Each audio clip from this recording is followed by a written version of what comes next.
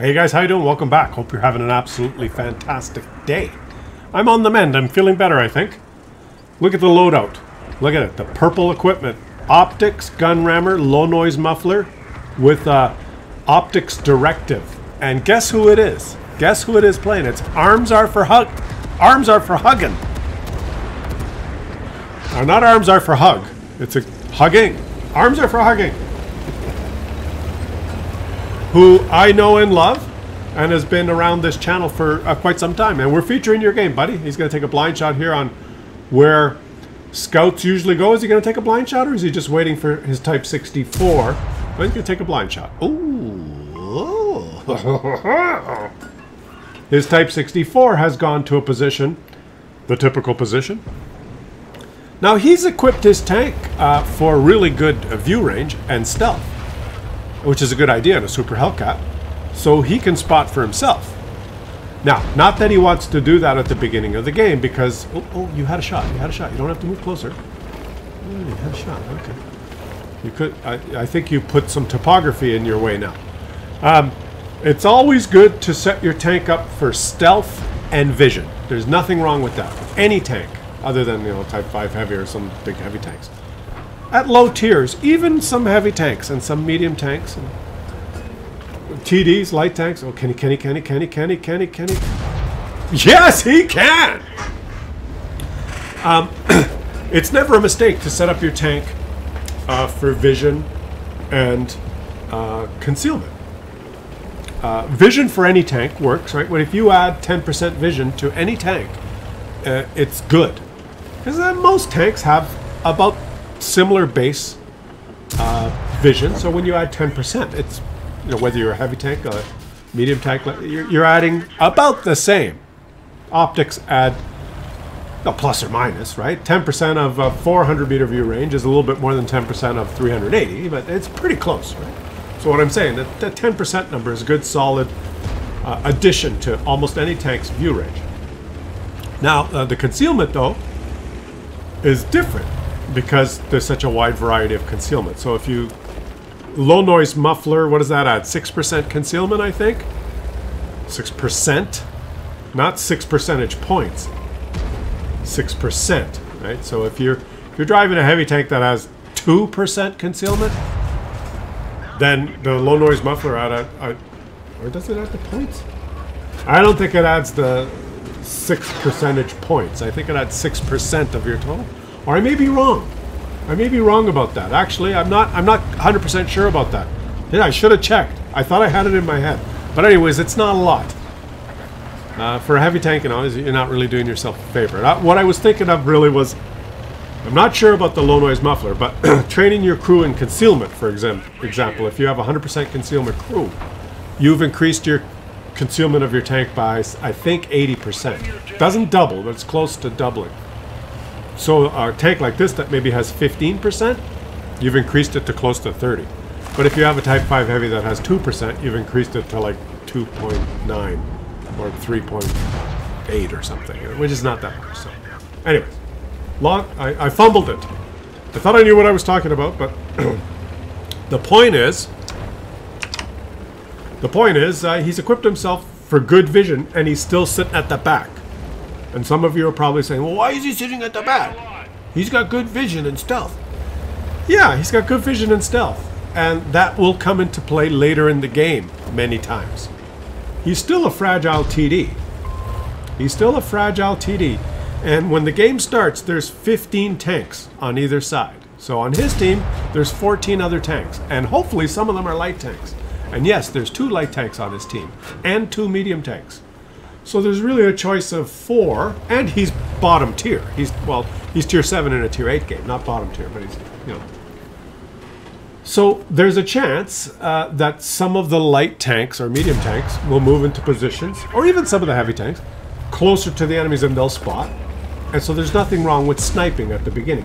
Now I'll look where one of his heavy or light tanks is. The T-21 is in a shitty position. Not really spotting very much. Where's the other one? Is it dead? No, I'm looking at the mini-map. Type 64 is still in that bush, which is a good position, but he doesn't have anyone lit at this particular time. So you don't have to move up if you're fragile. And so what some people think is, oh, I'm in a Super Hellcat. Usually I'm sitting at the back. I don't need vision. My teammates are spotting for me. I'll equip it with, gun rammer, vert stabs. You can't put vents on this, but improved rotation or turbo, whatever, right? The other options that maybe make the gun and the mobility faster. And the justification is, well, I'm never spotting for myself. I'm a TD. I'm waiting for my teammates to spot. And that's true. That's true at the beginning of every game. It's true at the beginning. There's a Super Hellcat that moved up. See what happens when a Super Hellcat moves up? It's not so super. And he's going to be very... he's no longer a Super Hellcat. He's a dead Hellcat. So, I think that's an incorrect strategy. Because the game is not always won in the first minute. Okay? So just because when the game starts, you're not spotting for yourself, other people are, well, that's fine. But eventually, if you're a good player, and this is true, guys, if you're a good player, you will tend to not die at the beginning. Using whatever strategy you come up with, and you watch the super Unicom streamers too, like my buddy Skill, who's one of the best players I know. He's usually alive, and really good players are usually alive amongst the last 2-3 people in the game. They don't die at the beginning. It is sometimes when they make a very aggressive, bold move where they think, the risk versus reward. If I can get to this position and get hauled down, I've got a good turret, and I can bow shots and I'll light everyone. And then they go there, but they get hit and they get tracked. They repair their track and they get hit and they get tracked again, and then they're dead. That happens occasionally. That happens to all of us, right? But generally speaking, the really good players are alive at the end of the game. And at a lot of times, that's where the game's decided. And the big mass of players, the average player with anywhere around 50% win rate, 51, 49, anywhere between 48 and 52. Most of it is out of their hands. It's just, they win half and they lose half. Right? When you win half and you lose half, slightly different because there's draws. But when you win half and you lose half, would it have mattered what you did? That's why a lot of people are frustrated with this game, is no matter what they do, they can't seem to impact the game. And I will give you a mathematical little... Just think of this. If you survive to near the end of the battle, till it's 2 versus 2 or 3 versus 3 or whatever, if you survive and you're one of the last guys, then what you do becomes much more of a factor in that game. Because now at the beginning you're 1 out of 30. At the end you might be 1 out of 3 or 4. Okay? Then the amount of skill you have is much more important. And if you survive till near the end of the game, and then you make decisions, let's say you survive near the end of the game for 10 games, and you make decisions in that you win 7 out of those 10 games. Now that skews your win rate. That's the players that have 56, 57, 58, 60% win rate. It's as simple as that. It is a surviving till near the end of the battle, and then turning the result in their favor versus other people that are less experienced near the end. Or they can do it at the beginning too, but they will impact the results. And to achieve an increase of 5% win rate, mathematically 5% win rate is 5 out of 100. So in the 100, if you play 100 games, if you do something 5 times that causes your team to win when otherwise they would lose, that's a 55. You've jumped 5%.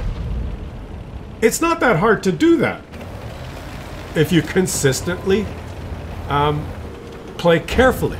Right? And so you got some players that can consistently get a 55. To me, 55% win rate is a good player. Right? If you're a super unicom watching this, you're going to say, oh, 60 minimum. You got to have a 65% win rate to be a superstar. You know, maybe there's, sure.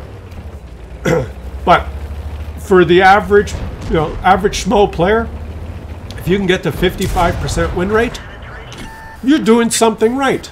That's pretty good. Right? So it's not as good as skill, probably, but it's pretty good. That, like, how many? Let's be honest in the comment section. How many of you are at 55% win rate or more? And if you are, well done. That means that 5 times out of 100 you're doing something right. You put it into perspective, guys. You know, when you're berating someone in the chat, or when we're bragging about how good we are, you need to aim and get good. If you're a 55% player and you're comparing yourself to a 49% player, right? That's a 6% difference. Up the ass for you and on fire. That's a 6% difference between a 49% player and a 55% player. And they'll berate each other in the chat. Did you know that only means that 6 times out of 100, the guy with the 55% win rate, you know, won the game for his team. Which means 94% of 100, it didn't fucking matter that he was in the game. He was just one like a regular schmo. You're 94% as good as him. Think about that. If you're a 49%er and you want to get to 55 and you think it's some lofty goal, that's only a 6% difference. That means 94 out of 100 games, you're just as valuable to your team as the super unicom with the 55% win rate. You are. That's why you should never give up. And that's why 3 or 4 regular schmoes working together can beat the 55% guy. You want to say 60%? 55 is not high enough, whatever. But you see the point I'm trying to make? It's not a big difference. It bears out in the statistics infrequently. And I'll stick with the same analogy. The 55% player who thinks he's really good. I'm probably 55. I haven't checked lately. Compared to a 49% shitter. Oh, you're a 49% shitter. I'm a 50. Right? That means that 94% of the game, 94 out of 100 games, that the cocky 55%er is just 1 out of 30 tanks like everyone else. He loses half of those 96 games. It's only the last 6 that he won that the other guy didn't win. Consistently. Every 100 games. That's the key. Consistently. How do you do it consistently? By surviving until the end of the game and keeping your gun in the game. And arms are for hugging here. He's lost half his HP, but he's kept his tank in the game. And what is he up to? 3,500 damage. And he's thanking his... now of course, he auto-aimed on a Russian tank, which was a mistake, guys. He auto-aimed on a Russian tank, and it just went right through the tank. It went right through!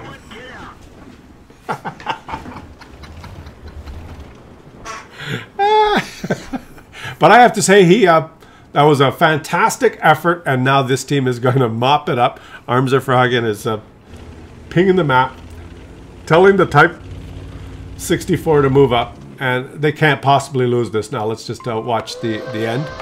Although they're running out of time, that's the problem. Is it going to be a draw? Guys, someone flank them. And it looks like they got some shots on them. Or this team. They're taking it. Okay, they did it. The Type 64 comes through. And he puts the title in here. First ace in 222 games. Finally. Yes, you have finally aced the Super Hellcat. Well done, my friend. He ends up with 3,841 damage. Beautiful game. Beautiful game. Now, the Type 64, did he do a lot of spotting? He did. He did 5,328 spotting. So let's sort that this way. And you'll see that the Type 64 finished way up there.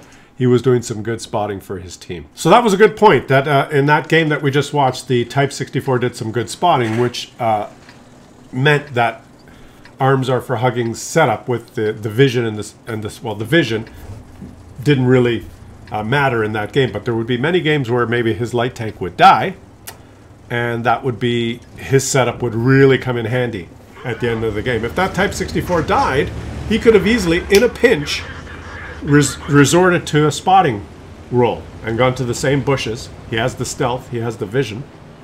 He just has to get there. On the move, he doesn't have the concealment. You'd have to get there carefully. So it's a good setup. It's a good setup. Now, Strike him, Centurion, and very Waffwy is playing. That's his name, Centurion 242. Bottom tier. This is truly bottom tier. In a really good tank. Let's see. Let's just enjoy this game, because he has a great game. And he pumps one into him and lights him on fire. And it looks like it was a manual fire extinguisher, because that guy took a little bit of time. 126 damage with the fire. The E25, I don't know what the E25 is doing. He wants to throw his tank away, but he manages to kill. He killed the T-43. He's lucky.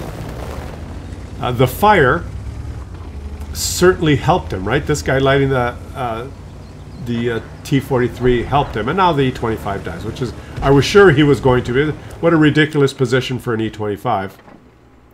Why would you do that? Nobody knows. Maybe his daddy bought him the E-25.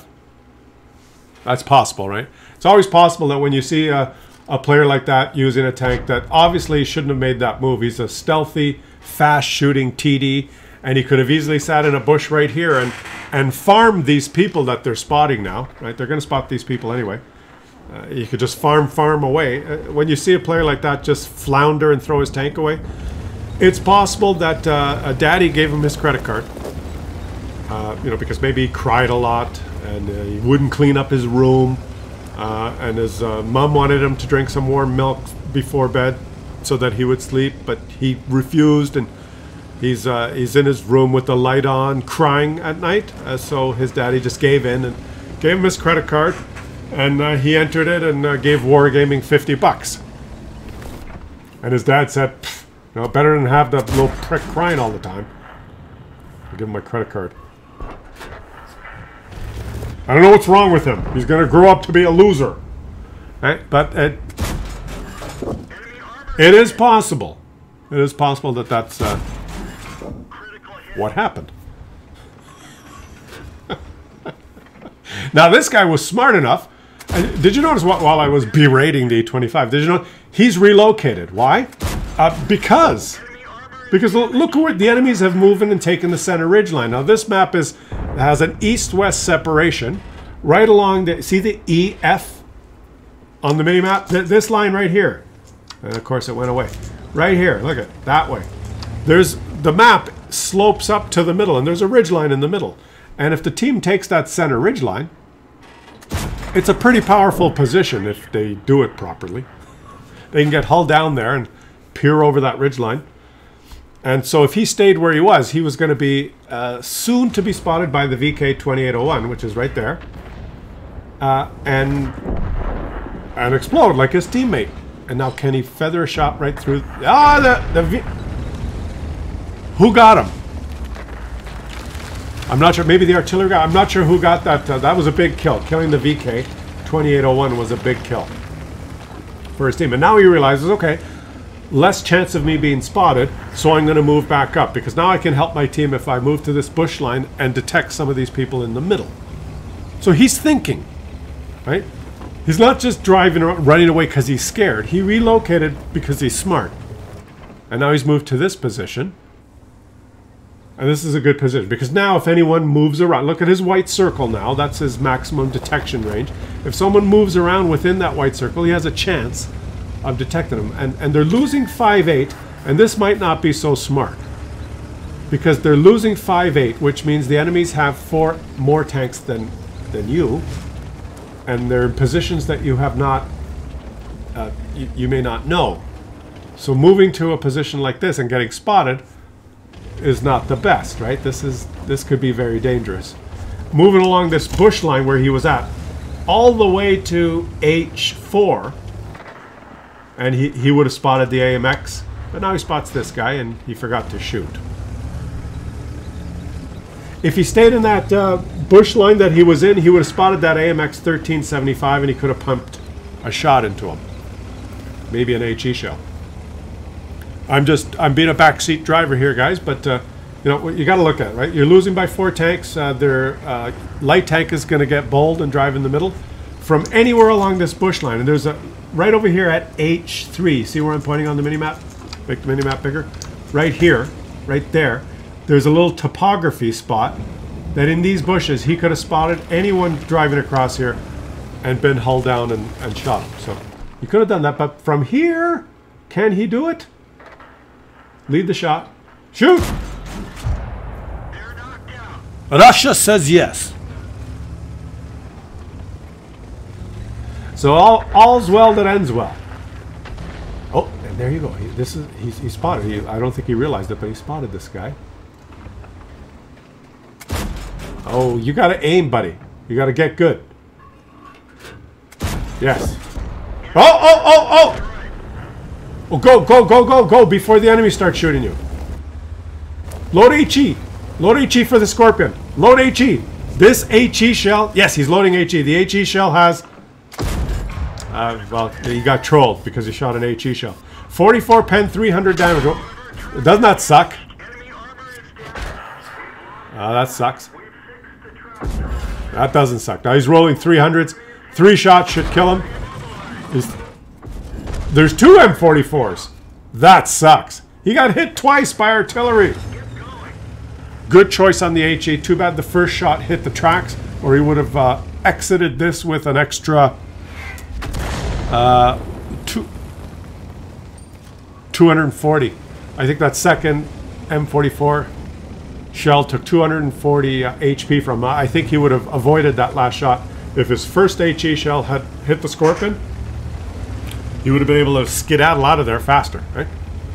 So troll. So basically it took him as much time to kill him with the HE as with regular ammo. So you can always, see, I always say, is HE worth it? Well, you have to make sure the shots count. And it's unfortunate that he didn't aim that first HE. You have to. If you're going to do the HE thing, you got to make sure that that your shot's going to count. Otherwise, it's probably worse that you use the HE. So think of it this way: if you're going to do go the HE route, you got to aim. And there's the KV-1S. Put distance between you and the KV. I think he's doing it. Does he not realize it? Put distance between you and the KV-1S, so he doesn't spot you. Yes, I think that's what he realized it. He spotted the M44 now. And now, he could shoot this KV-1S without getting detected if he does it while he's behind the bush. And he didn't aim. This guy's trying. It's so hard. Yes. And the KV-1S is still driving even though he's got hit. Now, what would you do? I'd keep aiming at the KV-1S. He's going to try and spot... Boy, there's an SU-152 as well, guys. Let's keep our fingers crossed. This guy has to really work hard now to try and win this game. He's moving... You're moving towards enemies, so you have a risk of getting spotted, but you got... Yes, that's good. HE shell! Low rolled. Oh, Wargaming does not want you to win this game, buddy. That could have been a kill shot, but the Wargaming said no. They said there was pixel when you shot light tank, but they said no on HE shot. Okay, now you spotted him. That means you have a shot. Oh yeah? Aim, aim, aim, aim. Boom. One more. He's gonna blind shoot. Don't worry. Aim, aim, aim. Boom. And he almost missed because he moved his turret. Now he doesn't have to worry about the cap. Okay. Now, the worst thing that could happen now is if he runs into the SU-152. But I think the SU-152 is a camping Muppet. Okay, he's probably a camping Muppet. I don't know how he's going to approach it. Let's look at the minimap here, guys. If the SU-152 is still over here in that B2 area, then approaching along the A line is very risky, because as soon as you come across the open here, he's going to spot you and kill you. So this is not the right way to approach an SU-152 if he's camping up there. It's just not the right way. You can go as far as one of these bushes here. And once you pass one of these bushes, you're dead. And if the SU-152 was in that location, he'd be dead now. This is very risky. He's saying, fuck it, I'm just going. The SU-152 is not in these bushes right here. If he is, he's a complete muppet. Well, he isn't, because his sixth sense did not go off. So, he's obviously... This was just very lucky. If the SU-152 was still at his last known position, this game would be over. The SU-152 would have shot him, and then the artillery would have pounded 2 shots into him. So he'd be dead. So this is just very risky, but he's saying, I just got to go on search and destroy and maybe show up where I'm unexpected, I think is his strategy. Nobody expects the T-3045. The SU-152 is not in his last known position. Don't go in the open. I think the enemies are going to have to cap, aren't they? Aren't they going to go congregate in the cap?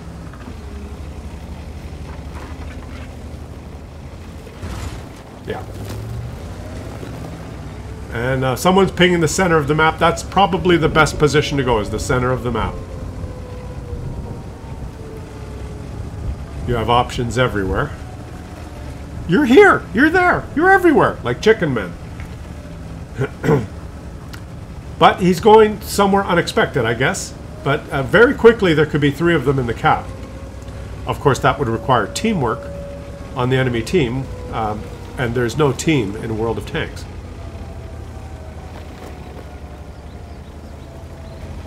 Now, where to approach it? I'd go here. Look at the minimap, guys. I would go here.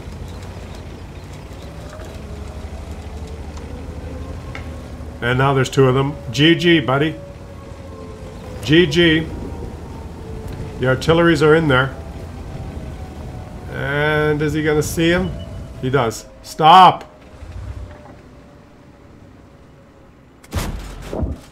Good. Wargaming said no.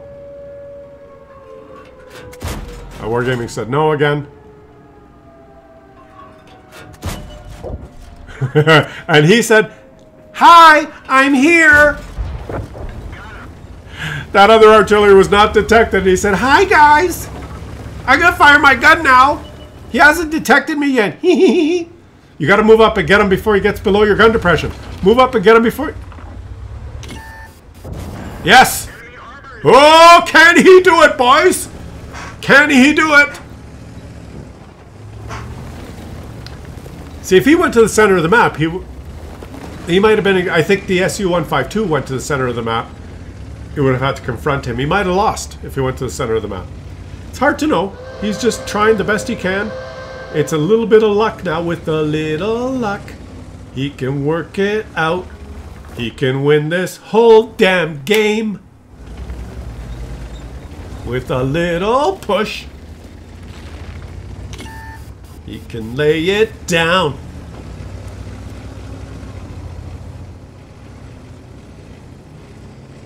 Don't do it. He's turned around facing this way now. Don't do it. Okay, go the other way.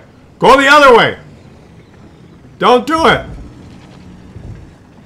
But go the other way, but do it quickly. No, go the other way. Now he knows. Now he knows, oh, he was going to go there, but he's not there, so he went the other way. You have to use reverse psychology, but in a reverse sense. Yes, Doc.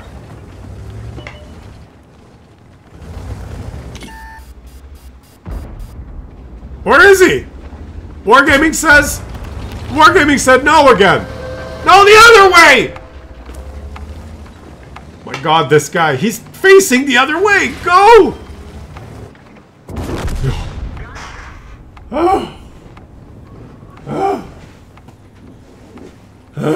A well-fought, well-earned, very close, with a little luck, sweaty hands at the end, he says. Centurion Strike him, Centurion, and very roughly. 7 kills. Well done, my friend. Hope you guys enjoyed that. A little bit of mid-tier action today. I thought it was fun. I don't care if you didn't like it. If you don't like the mid-tier, that's too bad. Sometimes mid-tier games are just fantastic. So I'll catch you guys on the next one.